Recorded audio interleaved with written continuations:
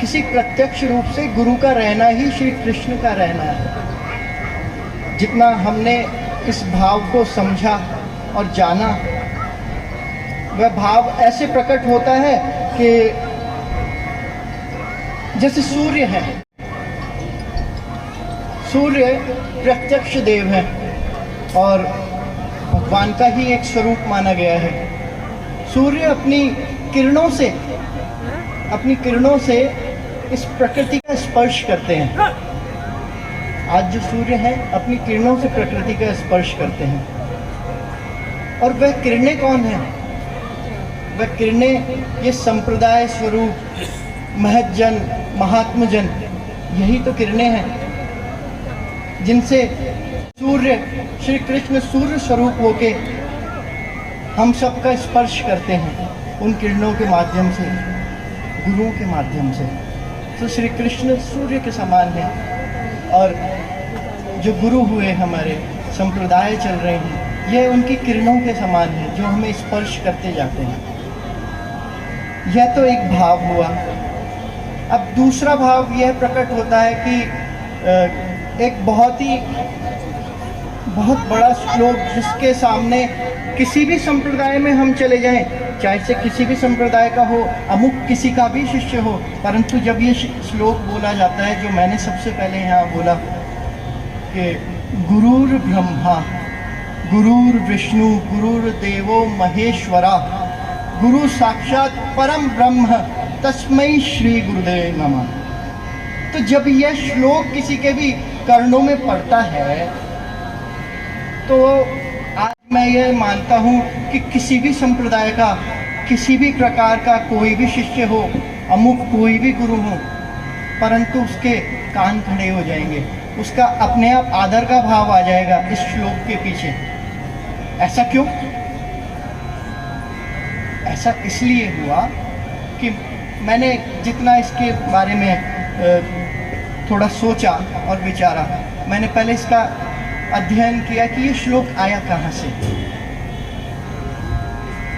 सबसे बड़ा विषय ये होता है कि ये श्लोक आया कहाँ से।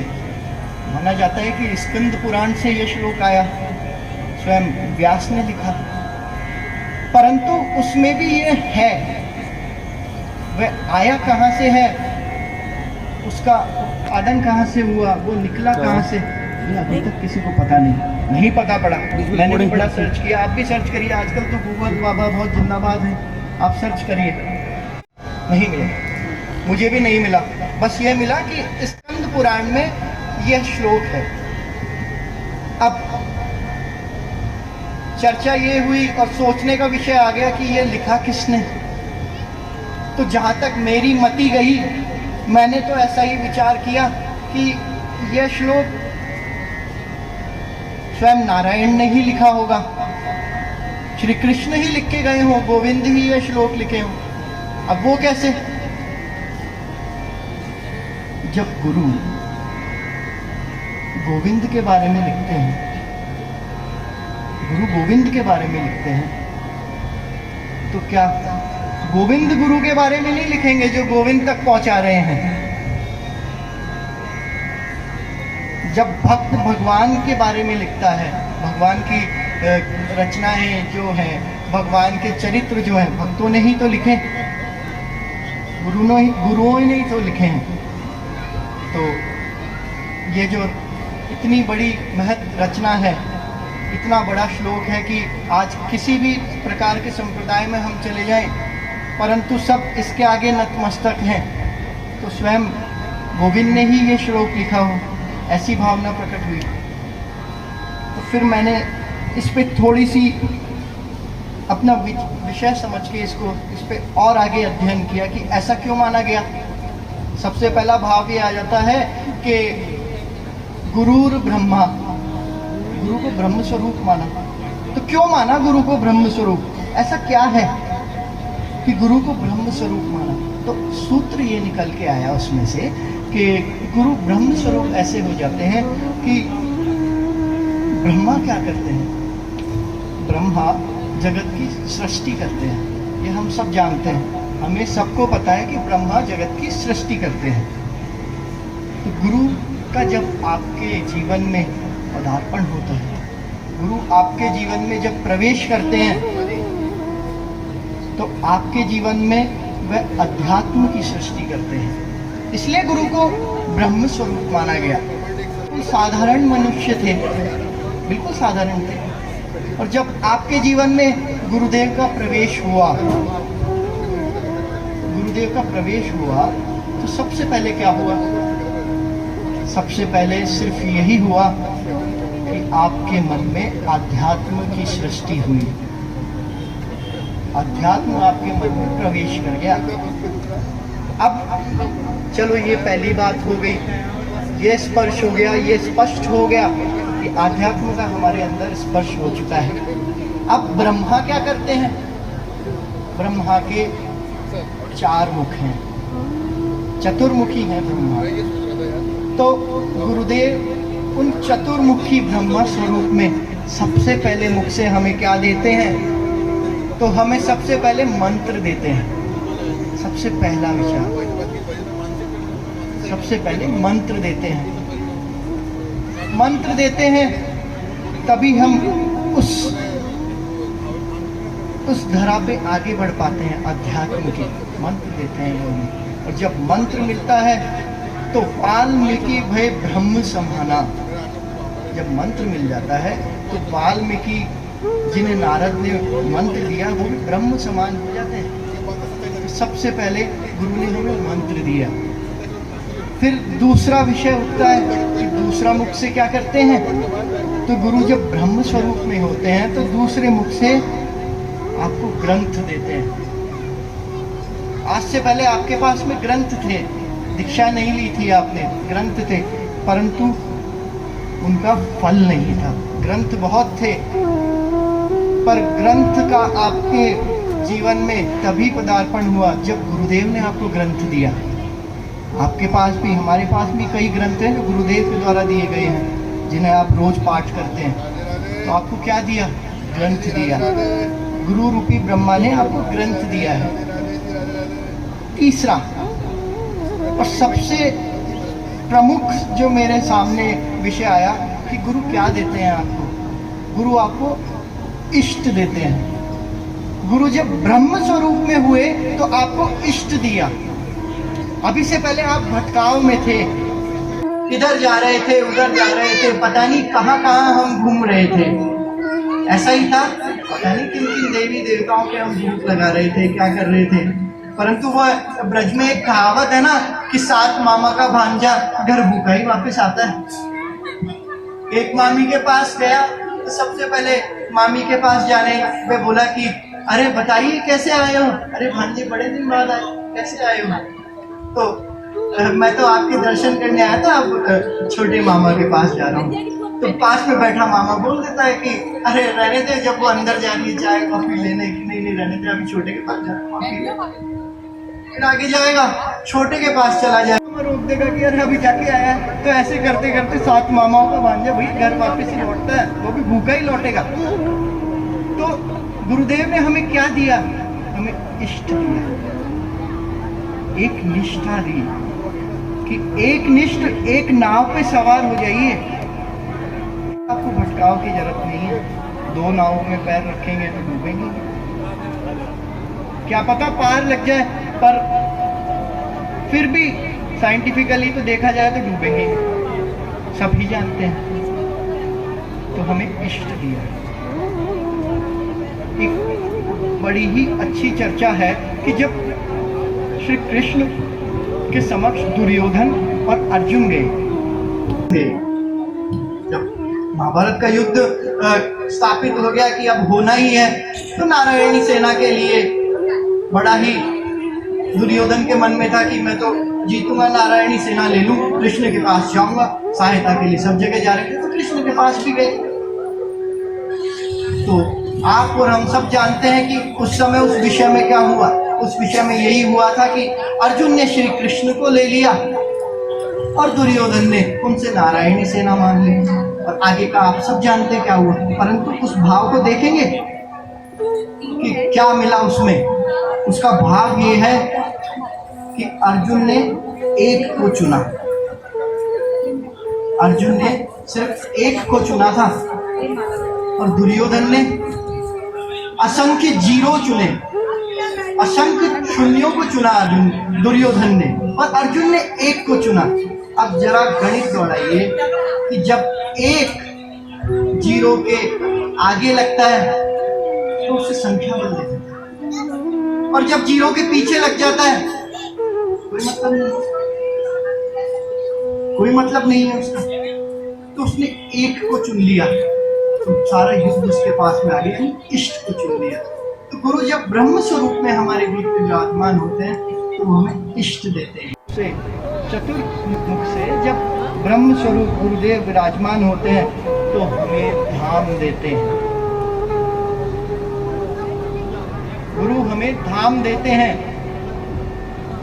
मान लीजिए आपको प्रवेश धाम में नहीं मिलेगा अगर गुरु की आपको कृपा नहीं है। आप जाइए, घूम आइए, पर्यटन के लिए आप 10 जगह घूम सकते हैं, परंतु गुरु का आशीर्वाद होगा, गुरु से आज्ञा होगी, तभी धाम में प्रवेश होगा। तभी तो आप गाएंगे कि मन चल वृंदावन धाम, रटेंगे राधा राधा नाम। अब रटेंगे जब गुरुदेव देंगे, जब तो रटेंगे, बिना दिए तो कोई रट नहीं सकता। ऐसे तो कुछ भी कर लो राधा राधा राधा, परंतु उसका स्वरूप भी तो आपको गुरुदेव ही बताएंगे। पद्धति तो गुरुदेव ही बताएंगे। तो ऐसा गुरु ब्रह्मा होते हैं तो ब्रह्म स्वरूप में जब विराजमान होते हैं तो ये 4 चीज हमें देते हैं।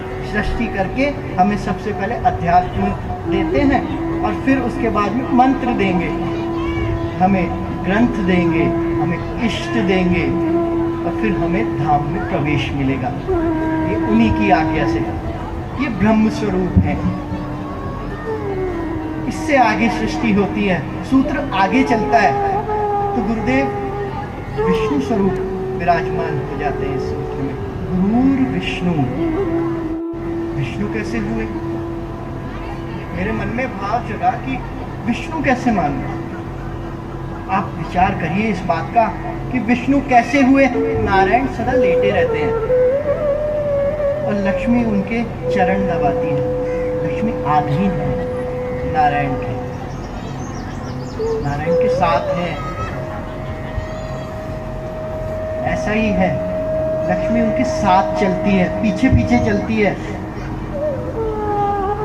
लक्ष्मी आगे नहीं चलती है। कभी भी आप गुरु का स्वरूप देखेंगे तो लक्ष्मी सदैव गुरु के पीछे पीछे चलेगी। आपने कभी भी गौर किया हो, एक वो विषय सूत्र है ना, नारद और लक्ष्मी जी। जब नारद जी ने लक्ष्मी जी का स्वरूप देखा तो कहा कि माते, हमें आपका स्वरूप इतना सुंदर दिख रहा है, परंतु एक बहुत ही विचित्र सी चीज हम देख रहे हैं कि आपका मुख जो है वो तो बहुत सुंदर है, परंतु आपका ललाट काला है, आपके चरण काले हैं।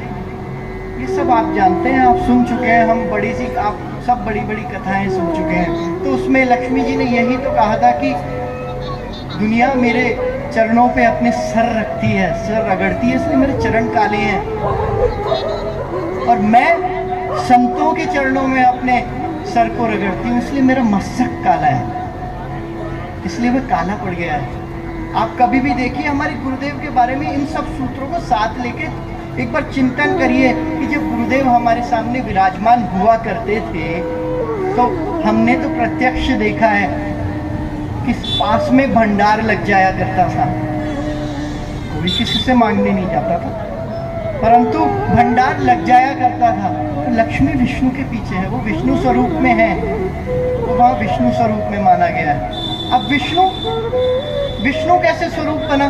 तो विष्णु का स्वरूप बनता है जब विष्णु कैसे है? विष्णु चतुर्भुज है, विष्णु की 4 भुजाएं हैं सबसे पहले। अब यहाँ से सूत्र चालू होता है कि गुरु विष्णु के स्वरूप में कैसे विराजमान हो जाते हैं। हम इस मंत्र को गाते हैं, मंत्र को बार बार सोचते हैं, पर इसके बारे में डीप भी तो सोचें कि गुरु विष्णु कैसे हुए। गुरु विष्णु ऐसे हुए कि सबसे पहले जो भुजा है विष्णु की, गुरु उस स्वरूप में जब विराजमान होते हैं तो क्या करते हैं? गुरु संरक्षण करते हैं। विष्णु पालन करते हैं, तो पालन कैसे करेंगे? वो संरक्षण करेंगे। तो जब हम उनके शरणागत होते हैं तो सबसे पहले गुरु हमारे साथ होता क्या है? हमें संरक्षण की प्राप्ति हो जाती है। आज से पहले भटकाव था, हम भटक रहे थे, पता नहीं किस किस दुनिया में भटक रहे थे, कहाँ जा रहे थे, क्या कर रहे थे, पता नहीं था। फिर हमें गुरु की शरणागति होकर क्या प्राप्त हुआ? संरक्षण। उन्होंने हमें संरक्षण दे दिया खुद का, कि अब तू कहीं भी जा रहा है, उनकी नजर है आपके पीछे। तो विष्णु स्वरूप में आके पालन किया, और पालन किया तो आपको संरक्षण प्रदान किया। जैसे माता और पिता आपको संरक्षण प्रदान करते हैं पहली भुजा। द्वितीय भुजा से क्या करते हैं विष्णु जब गुरु स्वरूप में होते हैं? आशीर्वाद देते हैं। सबसे पहले हम क्या करते हैं? गुरु के आके हम दंडवत ही तो करते हैं, और दंडवत में हम क्या करते हैं? क्या मांगते हैं गुरु से? आशीर्वाद मांगते हैं। आशीर्वाद तो हमें सारे बड़े बुजुर्ग हमें कह गए, भाई आशीर्वाद में बड़ी ताकत है।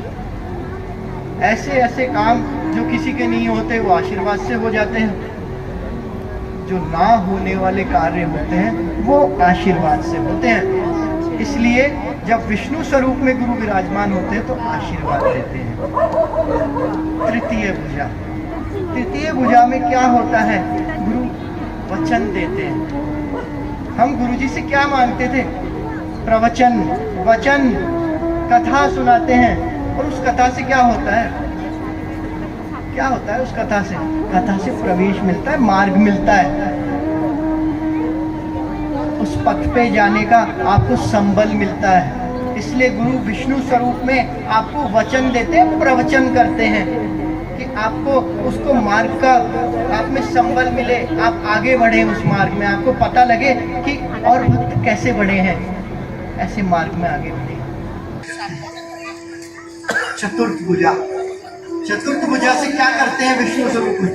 फिर से संरक्षण देते हैं। अब ये संरक्षण आपको प्रोटेक्ट करने वाला संरक्षण नहीं है, ये संरक्षण है मेंटेनेंस करने का। पालन है, पालन करते हैं, मेंटेन करते हैं आपको। आप देख लीजिए, हमने इतने शिष्यों के पास में हम रहे हैं, मैं तो बचपन से आपकी गोदियों में खेला हूँ। सबसे पहली बात हमने सबसे यही सुनी है, साइकिलों पे चलते हैं। आज हर किसी के घर पे मोटर कार है। आप देख लीजिए, किसी ना किसी तरीके से संपन्न है, मेंटेन कर रखा है, मेंटेनेंस प्रोवाइड करते हैं। गुरुदेव हैं, पालन करते हैं, तो विष्णु आपको मेंटेन करते हैं। ऐसे विष्णु स्वरूप में गुरु विष्णु, ये गुरु की ऐसी कथा यहाँ से चलती है। श्लोक से ये मालूम चलता है। कथा सुना नहीं रहा हूँ मैं, आपको क्या दे रहा हूँ? आज मैं आपको जो सुन रहे हैं उनको सार दे रहा हूँ, उनको गाढ़ा गाढ़ा पिला रहा हूँ। हो सकता है इसलिए कुछ उठ के भी चले जाएंगे कि ये क्या पिला रहा है, मैं गाढ़ा गाढ़ा पिला रहा हूँ। भैया गाढ़ा गाढ़ा सबको जल्दी से हजम नहीं होता, सबसे पहली बात यही होती है। अब मैं बचपन में हमारे गुरु थे, मतलब मैं जिनसे सीखता था, तो वो बोलते थे कि भैया देसी घी पिला रहा हूँ तुम्हारे को। जब मैं तबला सीखता था हमारे स्कूल में, तो वो हमारे को ये बोलते थे कि मैं तुम्हें देसी घी पिला रहा हूँ। देसी घी हर किसी से हजम नहीं होता डालडा तो फिर भी कर जाएगा, तो जब असली देसी गाय का घी करता है तो हजम नहीं होता है। तो आज तत्व की बात है, ये गुरु तत्व है, ये कथा नहीं है, ये तत्व है। इसलिए बहुत ध्यान से सुनने की बात हो जाती है। तीसरा, गुरुर ब्रह्मा गुरुर विष्णु गुरुर्देवो महेश्वरा। सबसे गहन बात यहाँ से शुरू होती है कि वहां तो आपने सृष्टि देख ली, पालन देख लिया। अब गुरु जब महेश स्वरूप में, शिव स्वरूप में आपके सामने विराजमान हुए तो क्या किया? महेश क्या करते हैं हम सब जानते हैं, प्रलय करते हैं, संहार करते हैं। शिव संहार करते हैं, प्रलय करते हैं अपने पंचमुखों से, पंचानन है वो संहार करते हैं। सबसे पहले जब गुरु का आपके जीवन में प्रवेश होगा, जब पदार्पण होगा, जब गुरु आपके जीवन में प्रवेश करेंगे तो प्रलय करेंगे। अब यहाँ से कई लोग मेरे को प्रश्न कर सकते हैं, कैसी प्रलय कर देंगे? भाई हमें तो बहुत सुख प्राप्त हुआ, तुम यहाँ पर आके हमें कह रहे हो कि प्रलय कर देंगे। कैसे प्रलय कर देंगे भाई? प्रलय कर देंगे। किस प्रकार प्रलय करेंगे? सबसे पहली प्रलय करेंगे विकारों की प्रलय। आपके मन में जो विकार है ना, अभी तक जब गुरु की शरणागति नहीं हुई, उन विकारों में प्रलय ला देंगे। विकार आपसे दूर जाने लग जाएंगे। आप खुद में ये सोच के महसूस करें, जब उनकी शरणागति हुई थी गुरुदेव की, उसके बाद क्या हुआ? उसके बाद यही हुआ कि हमारे विकार थे, जब हम उनके आगे झुके तो विकार गिर गए। विकार हमने उनकी गोदी में डाल दी, उनके चरणों में डाल दी। आप संभालिए। क्या प्रलय करी? विकारों की प्रलय कर दी। विकार समाप्त हो गए। दूसरे मुख से क्या किया? आकार की प्रलय कर दी। आकार की प्रलय कैसे होती है? सबसे समझने का विषय तो यही है कि आकार की प्रलय कैसी हुई। परिकल्पना। हम परिकल्पना में जीते हैं, हमारे शरीर को लेके, हमारे अंतर को लेके कि हमारा शरीर बड़ा सुंदर है, हम ऐसे हैं, हम वैसे हैं, आज हमें हमारे में बड़ा ईगो है, हम ये कर देते हैं, वो कर देते हैं। ठीक है, सबसे पहली बात ये आकार की प्रलय हुई। आपको खुद के ऊपर घमंड है, तो गुरुदेव की शरणागति हुई तो क्या हुआ? आकार में प्रलय आ गई। कैसे प्रलय आई? एक बड़ी सुंदर एक स्त्री थी, आम्रपाली। आपने सबने सुना, सारी दुनिया उस पे मुग्ध थी, परंतु वह बुद्ध पे मुग्ध थी।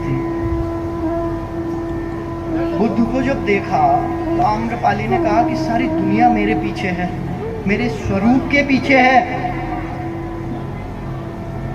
और तुम मेरी तरफ देखते भी नहीं हो। मैं तुम्हें गुरु स्वरूप मानती हूँ, तुम्हारी शरणागत होना चाह रही हूँ, तुम मुझे देखते नहीं हो। क्यों बुद्ध, ऐसा क्यों करते हो? बुद्ध चले गए, कुछ नहीं कहा। क्यों? क्योंकि दुनिया उसके पीछे थी। और जब कुछ समय बीता, काल बीता, शरीर में कोढ़ आ गया, सड़ता था, दुनिया ने छोड़ दिया, सबने छोड़ दिया। जो लोग, जब आम्रपाली चलती, वह स्त्री चलती, नगर वधू जब चलती तो लोग उसके ऊपर केवड़े का वर्षण करते, सुगंध उठती, उसके पीछे चलते। और जब उसके शरीर में कोढ़ आया, विकार उत्पन्न हुआ, छोड़ दिया, गांव से निकाल दिया, समाज से बाहर कर दिया कि बदबू आती है, इसको हम सहन नहीं कर सकते, बदबू आती है, होगा। तब बुद्ध का प्रवेश हुआ। गुरु का प्रवेश तब हुआ जब सबने छोड़ दिया, जब आम्रपाली को, जब उस स्त्री को यह समझ में आया कि अब कोई नहीं है, तो गुरु का प्रवेश हुआ। तो गुरु क्या करते हैं?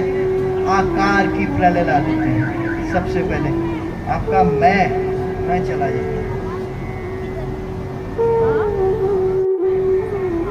प्रकार, किस प्रकार का प्रकार? क्या प्रकार है? हम सामाजिक बंधनों में हैं।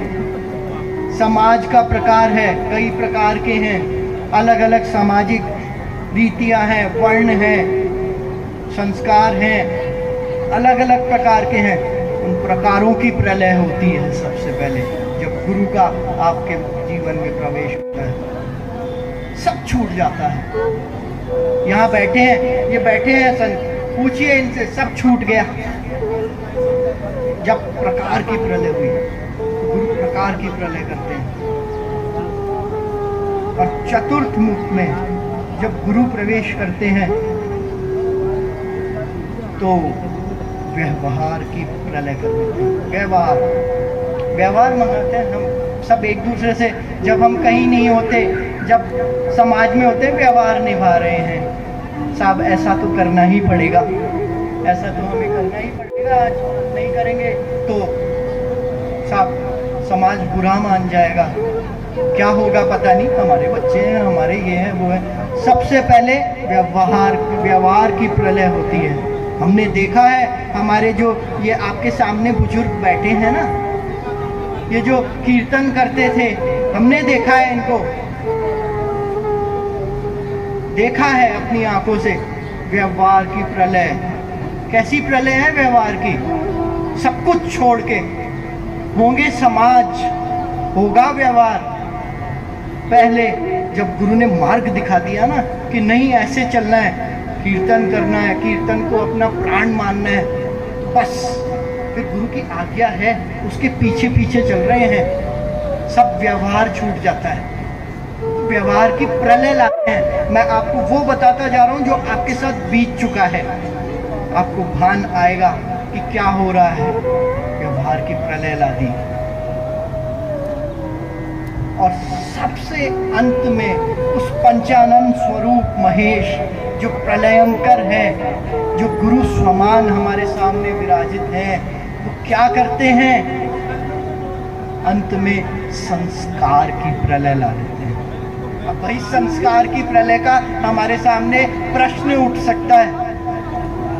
भाई आप कहेंगे कैसे संस्कार की प्रलय? हम तो बड़े संस्कारवान हैं, बैठे हैं, क्या है हमने क्या ऐसा बुरा कर दिया? ऐसे हम जब गुरु की शरणागत करें तो कैसी कौन सी संस्कार की प्रलय आ गई? आप कैसी विषय ला रहे हैं हमारे सामने? मुझे आप प्रश्न कर सकते हैं, पर मैं आपको बताता हूँ वो संस्कार क्या है। वो जीवन के संस्कार हैं, वो षोडश संस्कार हैं, वो अलग अलग प्रकार के जो आप इस समाज में रह के संस्कारों को निभाते हैं, वह उसमें भी प्रलय ले आते हैं, वह भी गौण हो जाता है।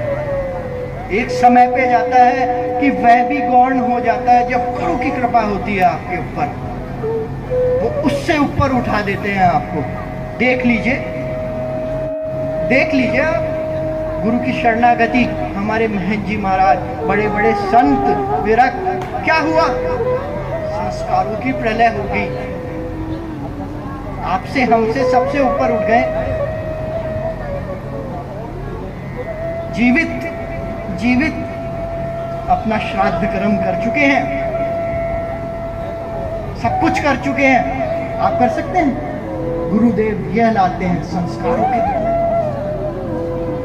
और जब यह प्रलय आती है, जब संस्कार की प्रलय हो जाती है, सारी प्रलय हो जाती है, तो अंत स्वरूप यह निकलता है कि संसार की भी प्रलय हो जाती है। फिर कुछ नहीं बचता, अंत में कुछ नहीं बचता, संसार की प्रलय हो जाती है।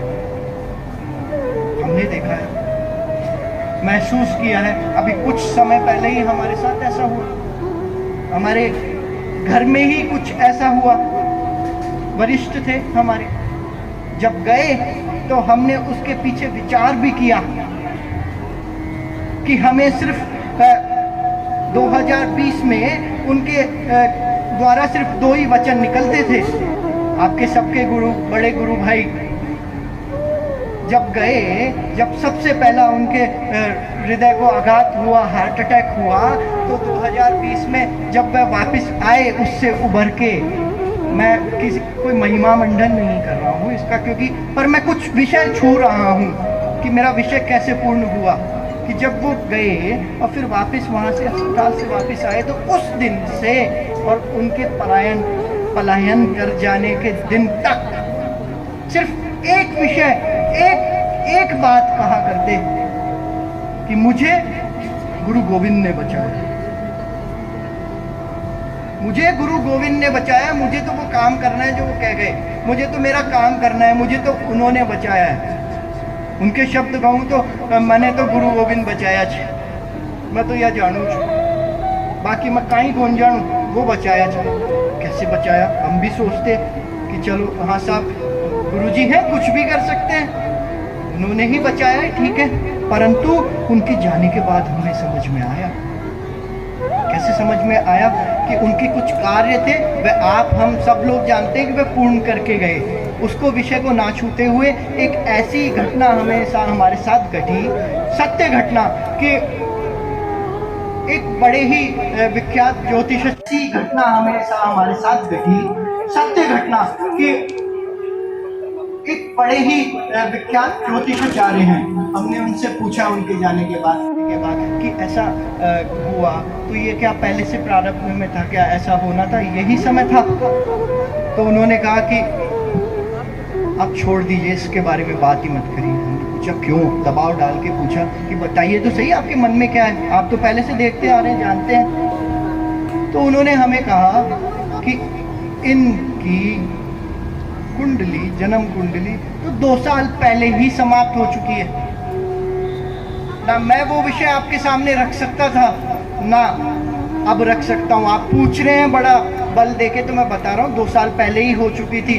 जो 2 साल जी रहे हैं ना, तो गुरु गोविंद की कृपा है। उन्हें कुछ काम करना होगा ऐसा कि वो जी रहे थे, ये कृपा करते हैं जब उनका प्रवेश होता है जीवन में। तो गुरुर ब्रह्मा गुरु विष्णु गुरुर्देवो महेश्वरा गुरुर साक्षात परम ब्रह्मा। सबसे बड़ा विषय यहाँ आ जाता है कि गुरु परम ब्रह्मा के स्वरूप में कैसे आए। जब इन तीनों को छूते हुए गुरु आगे बढ़े तो परम ब्रह्म के स्वरूप में आ गए, और परम ब्रह्म के स्वरूप में वृष्टि सृष्टि समष्टि सब कुछ, खुदा, सभी प्रकार की व्यवस्थाएं, हरि व्यापक सर्वत्र समाना। जब तीनों के स्वरूप में गुरु प्रविष्ट हो गए तो वो सर्वेश्वर के स्वरूप में हमारे सामने आए। परम ब्रह्मा यानी सर्वेश्वर, और वो सर्वेश्वर स्वरूप में हमारे सामने आए। इसलिए यह विषय यहाँ पूर्ण होता है कि यह जो सूत्र हमें मिला, गोविंद से मिला, गुरुर ब्रह्मा गुरुर विष्णु गुरुर देवो महेश्वरा गुरुर साक्षात परम ब्रह्मा तस्मै श्री गुरुवे नमः। इसलिए गुरु को हम नमन करते हैं कि सर्वेश्वर स्वरूप में है। यह सूत्र हमें मिलता है। ऐसा चिंतन मेरी मति से जितना मैं कर पाया, मैं सर्च कर पाया, मैंने खोज पाया, मैंने ऐसा पाया। आज आप लोगों के सामने रखने का विषय भी इसलिए था कि आप उससे जुड़े हुए हैं। ये ऐसा विषय है कि हर किसी के सामने नहीं रखा जा सकता, समझ ही नहीं पाएगा। माने समझ को ना, मैं तो वो सुना दो, वो रात शाम सपने में आवे और मैं तो मैं नाच लेला, वो अलग विषय है। परंतु ये तत्व है, तत्व गाढ़ा होता है, समझ में नहीं आता, पर विषय उनके सामने ही रखा जाता है जो समझ सकते हैं। क्यों? क्योंकि आप लोग समझना चाहते हैं।